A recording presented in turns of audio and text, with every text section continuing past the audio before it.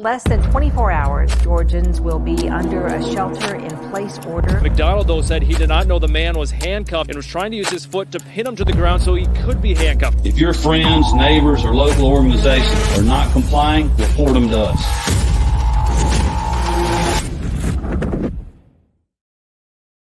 Howdy, y'all, and welcome to the Free Georgia Podcast, episode number 55.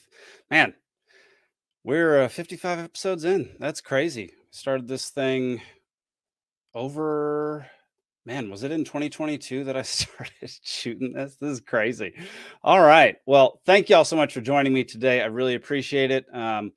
If you enjoy the video, if you enjoy this podcast, if you like what you hear, if you want other people to know about this podcast, please share it. We're on YouTube, Rumble, Facebook, Twitter, Instagram, every single podcasting platform that is out there. So if you want to listen to it, if you want to watch it, there's a place for you to do so. So spread it far and wide. We need to be up in the algorithm a little more. Just to grow. It's a big year. 2024 is going to be a big year. It's going to be an interesting year. We'll get into that here in a little bit. But yeah, the more eyes we can get on the stories that we tell on this program or just the libertarian perspective in general, the better it's going to be for everyone in the state of Georgia and in the U.S. for that matter. Also, if you have any questions, if you are new to the podcast, if you have any questions about the Libertarian Party, what we believe, what we think, what we're doing around Georgia, go over to lpgeorgia.com. All your freedoms all the time is our current motto. We have a whole bunch of different events happening at different times during the year. This will show you, you can take the world's smallest political quiz, show you exactly what you really believe, because for me, I had no idea what a libertarian was till 2019. Had no idea. Didn't know that was a political party, didn't know anything about it. To be fair, I didn't really get into politics until about 2019. So it kind of makes sense that I learned about the LP then. But it became very clear upon taking that quiz, that smallest political quiz, that I was extremely libertarian and had no idea because I never really dove into what the principles are of different political parties. I just kind of went along with what the primary messaging is in any given election year.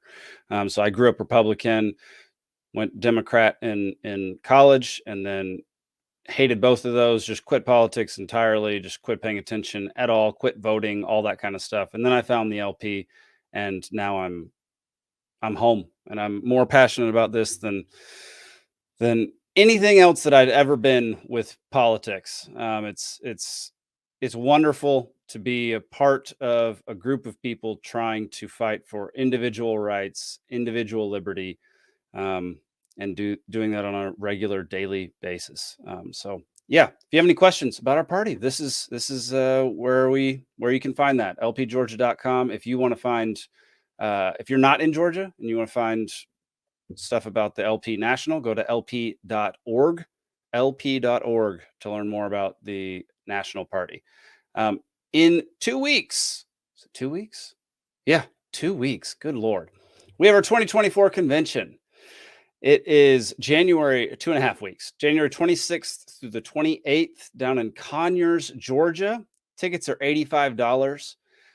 We have some fantastic speakers coming. We have Spike Cohen, who was our vice presidential candidate last election cycle. He is fantastic speaker, fantastic dude. There's going to be a range day with him on the 26th. So I think it's sold out now, but if if you got your tickets, congrats. There were very limited numbers to go to the range with Spike Cohen. We've got Shane Hazel, our former gubernatorial candidate, who there's a documentary on that I produced called Divide and Dominate, How the Powerful Steal More Power. It's out now on Amazon. It's also on my website, peacefulc.network, as well as Odyssey. Eventually it'll be on Rumble, but Rumble doesn't have the option to, for me at least, for my company, to sell videos at this point. So Eventually it'll be on Rumble, because we are really starting to like Rumble over YouTube. We have Adam Nutter, standing tall at exactly 6 feet. Comedian and podcast host Adam Nutter promises to inject humor and wit into our quest for freedom. What a great little bio for him. He came on one of our shows a few weeks ago, Liberty Libations, which comes on every Thursday night at 8 p.m. on all the channels. YouTube, Rumble, Instagram, what else? Twitter, Facebook. Man, I just go to list those as quickly as humanly possible, because it's those 5 every time. And they come out on Odyssey as well. So it's those 6. It's never live on Odyssey, because Odyssey is a work in progress. It requires more attention than most of the streaming platforms. So yeah, it comes out a few hours later on Odyssey. We have the Tower Gang pod coming in for bold, unfiltered conversations. They're known as the most offensive podcast. Toad, Cole, Top Lobster, and Clint. We also have a presidential debate between all 7 candidates for our presidential run this year. It will be hosted by Mr. Brad Binkley and Clint from Tower Gang. So make sure, Clint Russell from Tower Gang, make sure you get your tickets to our convention this year. It's going to be a blast. We're going to have booze set up. There's going to be products that you can buy. There's going to be events you can sign up for, a lot of things to learn. It's going to be a great time. It's down in Conyers. If you're in Atlanta, that's just really not that far away. It's got a beautiful lake out back. If it's not too cold, we can, there's some smokers out there. We can cook and hang out by the lake and just enjoy a weekend of hanging out with libertarians and other like-minded folks, learning about how to spread liberty in the state of Georgia and around the U.S. and around the globe, I guess. But we'll stick to Georgia for now. All right, y'all. I am flying solo today, but I have a video that I'd like to dissect. This is from about a year ago. It is a video called Where Libertarianism Fails with Vivek Ramaswamy. It's a Ben Shapiro Daily Wire production. It's 2 very smart guys talking. I mean, if you haven't heard of Vivek Ramaswamy at this point, maybe you should go just search his name on YouTube. He is a very interesting presidential candidate in the Republican Party. He used to be a libertarian, according to him, but he has problems with it. And we're going to talk about why he has problems with it, or what his problems are with it, and kind of point out where he is mistaken and where he's kind of unfair to the Libertarian Party in general. So let's get into it. We're going to watch 3 minutes of this before I pause it, and then a couple more minutes before I pause it again. So let's pull it up. Here we go. I've been reliant in my own ideology more and more on the idea that you can only have, that universalism essentially doesn't apply. That particularism is the way to go. What I mean by this, by levels of government. Yes, exactly. That you can do a lot of things at the local level in terms of government, in terms of community building. All that stuff is not off the table. Like the libertarian ideal doesn't apply at the very local level, because the fact is that you and your friends, when you have an HOA, there are tons of restrictions that you live under as an HOA. And I live in my local Jewish community. There are all sorts of social restrictions that we put in place with regard to one another that violate kind of libertarian prescriptions. If we see one of our kids doing something wrong, I notify my friends. If somebody falls short, I'm giving charity to their family. If I know that somebody's doing something wrong, I go to them and I chide them. We have people who just are not welcome at the synagogue because they violated the social precepts. The communitarian model works at the level, like if the family is the fundamental unit, and then it's sort of like families are communist, right? Exactly, you have a joint bank account with your wife, communist to communitarian to that's an interesting. And then as you abstract up, then on a practical level, because there is no brotherhood of man, because Americans hold less in common than Floridians, and Floridians hold less in common than people who live in my area. That as you abstract up the chain, if you wish to live together in a common polity, you're going to have fewer rules. You can't have as many rules because there's just less for us to agree on. And ironically, what's happened is that we've actually reversed it. So what's happened is that we've gotten very libertarian about sort of our local communities and very nationalistic about the top level of government. It's like, okay, well, our local community, we got to defund the police. On our local community, I don't want anybody telling me what I can do in the privacy of my own home. But on the federal level. Okay, so we'll pause there for a moment. Yeah, he's technically correct in a way. So libertarians have always been about libertarianism at the federal level for the past 50, 60 years. So in that way, he is incorrect. I definitely do not want people telling me what to do with my own property, but I also do not want the federal government to put down laws that are affecting me, that have nothing to do with me, and that only restrict what I am able to do with my with what I earn, what I make, what I produce, all of that. Yeah, I mean, what he's talking about is this old saying where I want my federal government to be libertarian, I want my state government to be Republican, I want my city government to be Democratic, and I want my local government to be like communist, socialist, whatever. Basically, we all want a libertarian federal government, because they're going to talk about it here in a second, where you can't put down laws for 325 odd million people, because no one has the same ideals. No one has the same thoughts. And when you put in 325 million people into a pot and you put a law that affects people in cities positively, supposedly, and then also affects people negatively who live in the countryside, that's never going to work, because all the people in the countryside, all they see is their money going away for a law to make laws or do things that they don't agree with, and that never actually affects them. They actually talked about this. Taylor, who's the guy who wrote Yellowstone? I forget his name. Joe Rogan and Taylor Sheridan. Yeah, Taylor Sheridan talked about this on Rogan's podcast the other day, where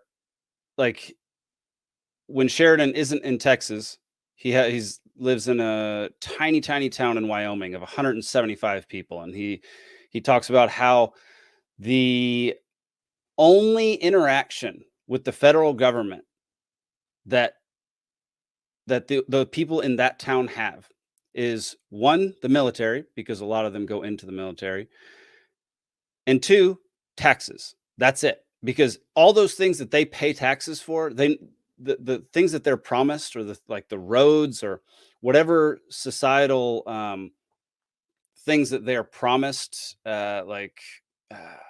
services, governmental services, never actually reach a town of 175 people, because they're not needed. Because most of the time in a town that small, that size, people look out for each other. Everybody knows what's going on. Everybody can help out when they need to. They can help each other up. Exactly what Ben was just talking about, where, if they're in a small community, he will go help out another family who maybe fell short financially 1 month or 1 year, or whatever. And so the only time that these people in this tiny little town are interacting with the federal government is when their taxes are taken away or they join the military. And there's something, it's just no wonder people dislike the federal government because of that, in the countryside, especially out in the country. So yeah, let's keep listening to what Ben and Vivek have to say. Up the chain, if you wish to live together in a common polity, you're going to have fewer rules. You can't have as many rules because there's just less for us to agree on. And ironically, what's happened is that we've actually reversed it. So what's happened is that we've gotten very libertarian about sort of our local communities and very nationalistic about the top level of government. It's like, okay, well, our local community, we got to defund the police. On our local community, I don't want anybody telling me what I can do in the privacy of my own home. But on the federal level, man, I want the federal government subsidizing every single thing I do, regulating every single thing that I do in my house. Well, that's the area where we disagree on everything. So why are we granting extraordinary powers to a government that's distant from us and governs 330 million people? So here's what I love about that. So I want to, this is a new idea. It's also a bit of a different take on liberty. It's an affirmative vision, though, and I love it. So is that the one I'm like 100% behind? I don't know. Yeah. I need to process that. There's a lot there. I think that what that comes down to also is a fundamental difference in how conservatives think about liberty. So conservatives tend to think of liberty as you can think of it as either inherent or instrumental in terms of its value. Either liberty is good for its own sake, Of course. or Yeah, it's good in order to classical achieve something, debate. Yep. right? And so I think that for too long, a lot of conservatives have fallen into the classical liberal argument that liberty in and of itself is an ideal. Yeah. And the reality is that conservatism doesn't argue that. It argues that liberty within certain boundaries, right, ordered liberty, is a good thing. So how do you order that liberty? You order it more on the local level. Yeah. As you abstract up, you're going to have to allow for the possibility of more liberty because people in San Francisco don't live like I got people you. Yep. living in Alabama. got you. But the very core idea of how conservatives argue has been predicated on the wrong thing. They've been arguing, instead of balancing liberty within particular roles and communities, instead they've been arguing liberty is its own inherent good. And so what the left has done is they've taken that and they've turned it in on itself. Right? Liberty we were discussing another context. So everything I have said so far, I am high conviction in. I'm now going to say some things that I'm going to tell you. My level of conviction in the things I'm about to say goes down, but I think is a conversation we need to be having to move the ball forward in the movement. Okay. So my concern, so what I love about that is actually a coherent affirmative vision. It also, another thing I love about it, actually, before I get to my concern about it, another thing I love about it is, another reason I don't call myself a libertarian anymore, which is a totally different reason than the failures of the individual standard bearers of the movement, which is what I discussed before, is that libertarianism has nothing to say about what it is we do in that world that's unshackled from government restraint. Great. Right. Let's say we snap our fingers and we go. Not really that true. Definitely not true. Libertarian has nothing to say once the structures are down and the government is how we want it. I mean, it's true in a sense, but what they're doing right here is very unfair. They're comparing a governmental philosophy, a political philosophy, to a societal philosophy. So conservatism is not a political philosophy, and they're comparing these two as if they're just interchangeable. Like, conservatives tend to be Republicans, because conservatism isn't a political party. So you have a bunch of conservatives in the Republican Party because that's where they fit the most. And so they use the political party of the Republicans in order to further their goals and their agenda. So comparing libertarianism to conservatism is not the same thing. It's apples and oranges. They're very different. Yeah, what our philosophy does is it allows people to decide for themselves what they're going to do, who they're going to interact with, transact with. I mean, it really is the ultimate freedom when it comes to having a government. Yeah, let's finish. We got about 1:20 left of this. Got there. Right. Okay, what do we do as human beings now? Right. That's right. Maybe the Torah has something to say about that. Maybe the Bhagavad Gita has something to say about that. Okay, maybe the Bible has something to say about that. But libertarianism has nothing to say about that. That's right. And as a human being, as a citizen, as an agent in the world, as a thinking person, as a person who aspires to be a moral person, I care about the answers to those questions in a way that a libertarian is not necessarily saying the wrong answer or the right answer. There's just silence on that question. And so the idea of what you might call virtue. Okay. Right. That becomes pretty important for the full scope of the way a human being is to live his life. But it's even more important even in the capitalist worldview and extracting the virtue of capitalism itself, where one of the things that I've frequently argued to sort of, I would say, confused conservative responses, and confused for good reasons, is that virtue is not a product of capitalism. So there are the true. All right, we can pause there. We can stop that. Yeah. So, I mean, they're making this point repeatedly, and they continue to compare these two things that are not the same. There's no way for libertarianism to have something to say about what you do outside of government, because it is only a political philosophy, and conservatism involves a whole bunch of things that have nothing to do with politics, and you just want to enforce rules upon people that don't necessarily believe what you believe. And that is the difference. It's conservatism is, I wouldn't call it a religion, but it is more a religion than libertarianism is. And so that's where I have the biggest issue with this particular video. But I think he also makes some really good points. And so, like, the libertarianism being the smallest government possible, where our basic human rights are protected, there is a foundation for society in that regard.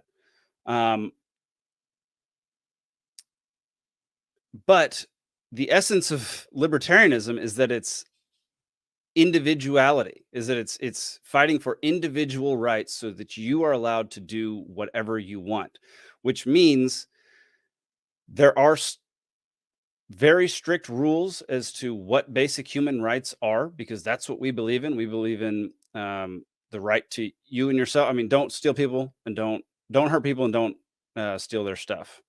That's a very basic line that libertarians tend to use. And so there is a foundation for some type of cohesion societally.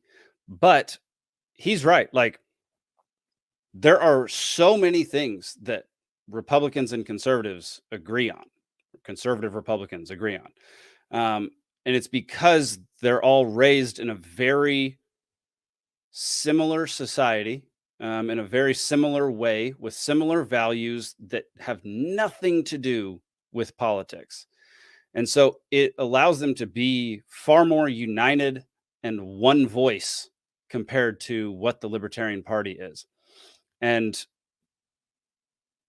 it's a really difficult thing, because I would love for us to be able to unite behind something. We're going to talk about that here in a little while, but it puts us at a disadvantage that we don't have one or two or three values outside of politics that we all can get behind and all agree to.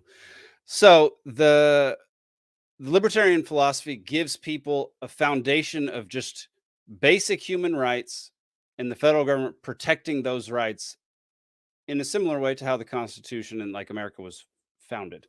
Like, these are our rights. Federal government is there to protect them and do nothing else.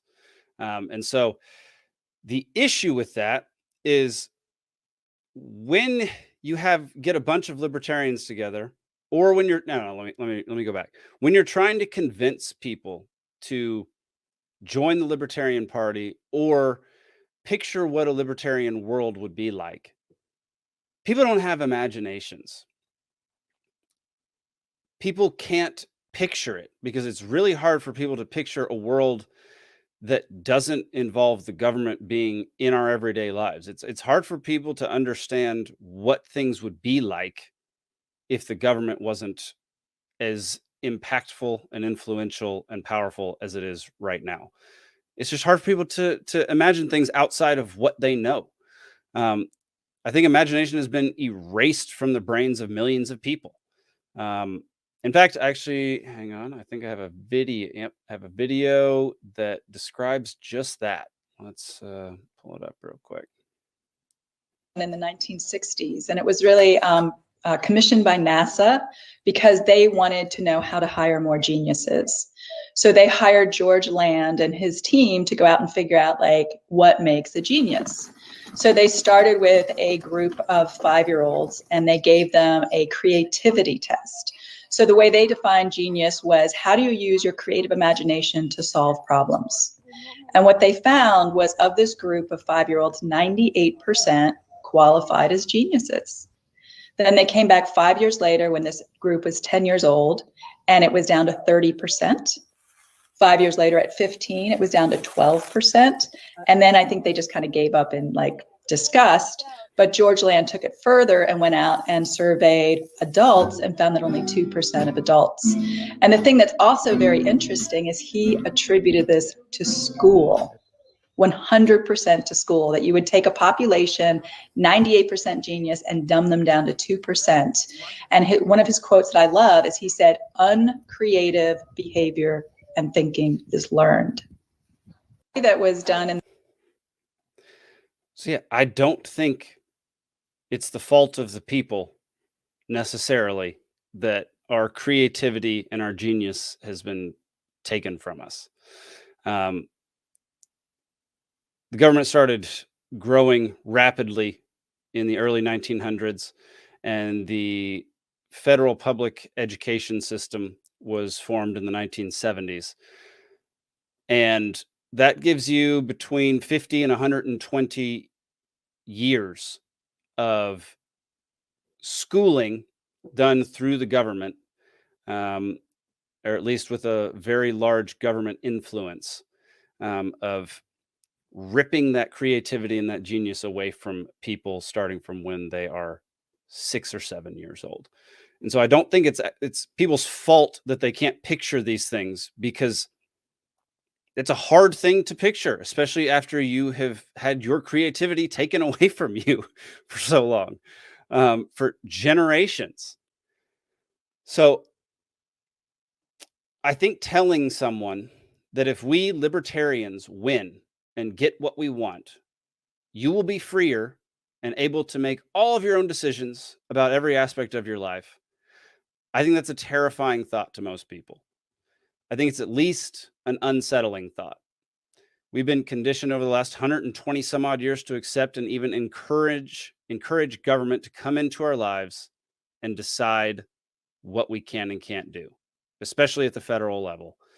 I mean, that's a long time. That's a long span of time to have to undo and work towards regaining that creativity and convincing people to go back to where we came from, to a time when the federal government could do almost nothing and had to borrow money in order to, let's say, fight a war or implement some type of social program that wouldn't actually do any good for anybody. They just weren't able to before they started taxing everybody. So yeah, I think that's just a really difficult thing to convince people of, to have them picture in their brain. And I think that's the turnoff of a lot of people. I think that's a point where a lot of people are just like, yeah, I just don't see it. That's a lot of work. It's a lot of research. And it is. It's a lot of work and a lot of research. Yeah, I think the biggest issue that we have is that we aren't all living by the same values. The right has so many shared values outside of government and politics, as does the left. Like, what are ours? Ours is Ours is individuality, which in and of itself makes us fragmented. We need to figure out at least one thing to all like rally behind that impacts culture. Even if it happens to impact politics as well, that's not as important. It needs to be something where culturally it connects with people.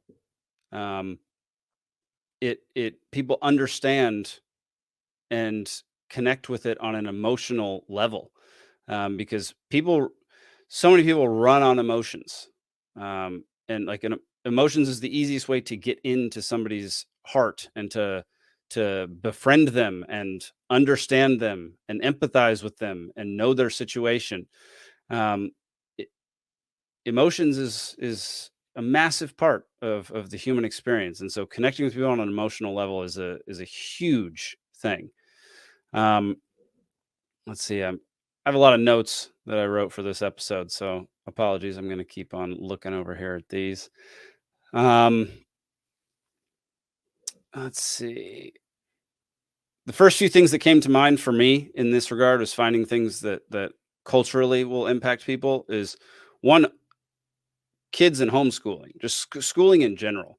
I think 2020 was a massive opportunity for us to really, really, really start pushing homeschooling and the lack of quality education that your children get at public schools.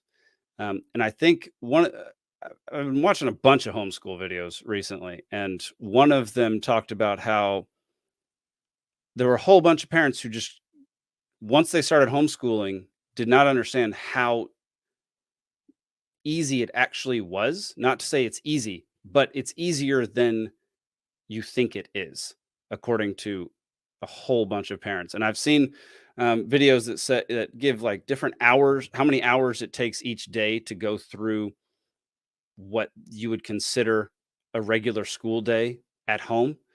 and it was like from age 0 to 5 is 30 minutes a day. 30 minutes a day. And then I think high school level was like 1.5 to 3 hours a day. So basically 3 hours a day would be the max you would need to spend teaching your children what they would need to learn in society to function in a business world, or function, you know, in the economy that we currently have. The rest of the time, they could be following you around, learning what you do, watching you, learning from your mistakes and your triumphs and all of that kind of stuff. So that was an interesting one that I thought of, just right off the top of my head. Bitcoin was another one. The way we transact with people, the currency that we transact with which we transact. People see those dollars just getting less and less valuable in their bank account. They see inflation skyrocketing. That's something that's going to be around. Bitcoin, gold, silver, real estate. These things are, pardon the pun, gold mines for us. These are things we should be pushing constantly. Libertarian Party should be all in on Bitcoin all the time. It is, we're not going to do a whole thing. I put out 2 repeat episodes in December talking about Bitcoin and why it is such an important thing in today's world. So that was one of them. Firearms was another. Firearms jives with fewer people than those first 2, but firearms was another one that I thought of. I'm sure there are plenty more. And here's the thing. You don't personally have to love what it is as a libertarian, but we have to find something to unite us and bring in new people, because we need more people in this party speaking out and joining our cause. We can't keep operating the way we're operating right now. We have to grow much, much quicker if we want things to change. It takes a very long time and it takes a whole lot of effort, but there are a lot of people, including myself, who are out here putting in a lot of time to try to expand our party, and more than that, help people understand the basics of why government exists and why it needs to be small, if it exists. Me personally, I'm an anarchist, so I don't believe government should exist. But as a libertarian, that's what I'm pushing for, is the smallest federal government humanly possible. So how do you convince people that we're the party they should be joining? Well, I am under the impression that it is through 3 things: leadership, kindness, and demonstrating that we have a plan and we know how to get to the end goal. All right, let's tackle those one by one. Leadership. We've got some really great leaders in the party and party adjacent. Spike Cohen, Larry Sharp, Angela McCarl. I mean, they're like, whatever flavor is your libertarianism, there's someone out there espousing our principles in a convincing way. What we need is more leaders. That doesn't necessarily mean you have to be on camera talking to a whole bunch of people, making giant speeches. You don't necessarily need or want to have the spotlight. I mean, most libertarians don't, and they definitely don't want to get involved in government, in the thing that they hate most. It's abhorrent to our very nature. However, if you truly believe in this cause and what we're trying to fight for, you must get involved. You must sacrifice for it. You have to. It is an imperative. Otherwise, your dedication will be questioned and no one will take you seriously. 2024 is going to be an incredibly interesting and delicate year. Now is the perfect time to step up and lead people to the party. You can do that through there's just so many ways to do that. Campaigning for a libertarian candidate, going door to door, making phone calls, going to your town or city's events and meeting folks, talking to them face to face and finding out like what's important to them. There's a libertarian solution to every single governmental problem that exists. Tell them about it. tell them about our solutions in a very calm, meaningful, sympathetic, and empathetic way, which just leads perfectly into the next bullet point, which is kindness. Yeah. Look, I have zero faith in the comment section of social media to convince anyone of anything, especially on Twitter. I do, however, think that people will listen to a well thought out argument presented presented with respect and kindness. Kindness is a word that is misused incredibly often. It's misused a lot, actually. People seem to think that kindness and niceness are the same thing. They're not. Niceness involves surface level compliments or letting things go. It involves little white lies like, no, you don't look fat in that dress, or yes, I'm definitely going to watch that movie you suggested, when you have little to no intention of actually watching that movie. Kindness, on the other hand, is loving. It's empathetic. It's going beyond the superficial and putting the well-being of others before yourself. And yes, kindness is also telling harsh truths to people. And yes, kindness is also telling harsh truths. That is essential. If you think someone, especially in our world, if you think someone is misrepresenting or completely lying about what we believe in, you have to call them out and you have to tell them they're going down the wrong path. Try to do so in an empathetic and kind way. You don't have to be a jerk about it. Being a jerk gets you nowhere. It might get you somewhere in the very short term, but it gets you nowhere in the long term. I've yet to hear of a time when someone who's getting berated ends up agreeing with the person who's berating them. Show me an example of when that's happened. It just doesn't. That's just not going to happen, because that's not how people operate. They will end up getting defensive. They will end up arguing. They will end up hating that person and everything they stand for. So choose the route of kindness. What people do respond to is you listening to them and hearing them. Quit thinking about your next argument and engage them on their ground without bringing up your arguments for a little while. You can get to all that later. We will never win people over if they don't feel like we understand them, which leads me to the final point. Having a plan. We have a lot of stuff to say as libertarians. We have a lot of problems with society and the way the government is run. We don't have as many plans as we do thoughts. People will never be won over if they don't think we have a real actionable plan with real examples of how it works. This is where reading and learning about our philosophy is so important. We don't have the luxury of being in a position of power where people automatically want to listen to us. If someone sees a chink in the armor, a flaw in the philosophy that you cannot explain or defend, most people will be turned off by your entire pitch and just dismiss you right then.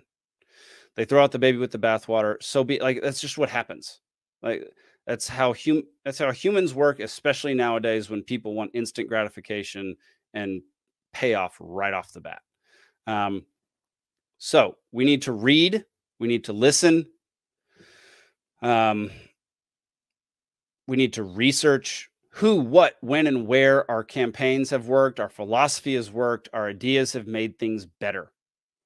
We have a very interesting opportunity right now with Javier Milei.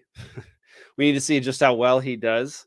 But disintegrating the number of governmental agencies that he has done is a very interesting and like tangible, like an applicable case study in how much waste there is in government and how we can get rid of it. So keep an eye out on what's happening down in Argentina, also El Salvador. The whole Bitcoin revolution down there has been enormously impactful for that country, which is why I think a huge libertarian push behind Bitcoin would be a very good route to take. Y'all, 2024 is going to be wild. Some people will get more entrenched in what they believe because they hate Biden or they hate Trump. But there's going to be so many people who are overwhelmed and confused by what they're seeing, bombarded by all sorts of information from all sides. And we just might have a shot at bringing a large number of people to the way of liberty. So these are just some thoughts from me. These are, I think most of the thoughts that I've laid out should be pretty practical, should be pretty on par with what libertarians generally believe. And I fully believe in everything that I've said. I can't express enough how much kindness and empathy will go, how far kindness and empathy will go when interacting with people who do not believe the same thing as you. The other parties are not the enemy, okay? The left, the far left, the right, the far right, those people are not the enemy. The enemy is the freaking government, okay? The enemy is the federal government and most state governments and even some county and city governments, okay? The enemy is people who get into power, get into positions of power, and take away or restrict what you're allowed to do with yourself and your property. That's the enemy. The enemy is not the person who loves Donald Trump, who's at a bar just hanging out with his buddies on a Friday night. It's not anybody in particular in the Democratic Party. Now, as far as like news reporters and things like that on CNN and stuff, yeah, you could consider them the enemy. But like your in-laws who believe the exact opposite of what you believe are not the enemy. They are potential future converts to the way of liberty. So start treating them as such. Treat them gently, be patient, and get them there. Because over time, logic does win. Over a long period of time, logic does win. Because emotions run hot and burn out. Okay? People get emotional and then it goes away. And then they'll get emotional about something else and then it goes away. If you can apply and reinforce logic in any situation to those around you that are not on the same page as you, every single time something happens, you have a better shot than just berating them and yelling at them and ignoring their points and ignoring their concerns. Yeah. I think that's it for today. Yeah, sorry this came out on Tuesday instead of Monday. Yesterday was the national championship, which is a huge deal for me. I was planning on recording yesterday, but I just got so far behind, and then I had people coming over for the game, so it was what it was. Yeah, thank you all so much for watching this episode. I really appreciate it. Drop a like on the video, share the video, subscribe to our channels. Just share it with everybody you know. We're really pushing hard this year to grow this party and to become a force in politics here in Georgia and around the United States. So get your convention tickets now. It is in 2.5 weeks, January 26th through the 28th in Conyers, Georgia. Go to lpgeorgia.com to learn more. Thank y'all so much for watching. We'll see you Thursday night for Liberty Libations and next week's for some more free Georgia podcasts. Peace.